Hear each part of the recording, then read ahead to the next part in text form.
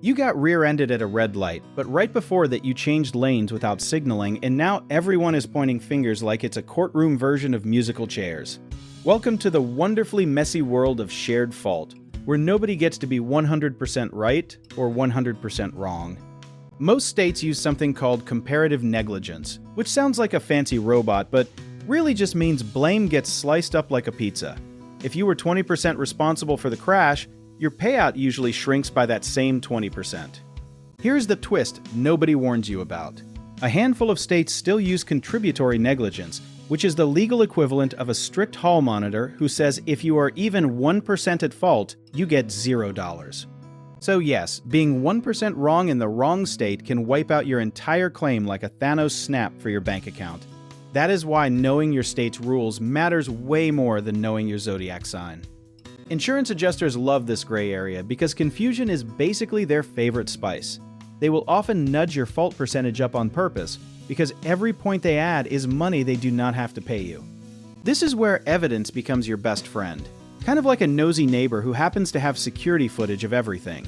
Photos, witness statements, and police reports can shift that fault percentage back in your favor. Think of your case like a courtroom-flavored tug-of-war. The side with better proof usually wins more rope, and more rope means more compensation. A lot of people assume any fault means the case is basically dead on arrival. That is a myth as outdated as flip phones, because partial fault almost never means zero compensation. Lawyers exist for exactly this kind of math homework nobody wants to do alone. They know how to argue percentages down, negotiate with insurance companies, and translate legal jargon into something that will not make your brain melt. Let's talk numbers for a second because they make this real. If your injuries cost you $100,000 and you were found 30% at fault, you could still walk away with $70,000 instead of nothing. That $70,000 is not a rounding error. That is rent, medical bills, or a very deserved vacation. So the difference between fighting your case and just accepting the insurance company's first offer can be massive. History lesson time, but the fun kind. Comparative negligence rules only became common in the United States starting around 1970. Before that, most states used the harsh all-or-nothing contributory system.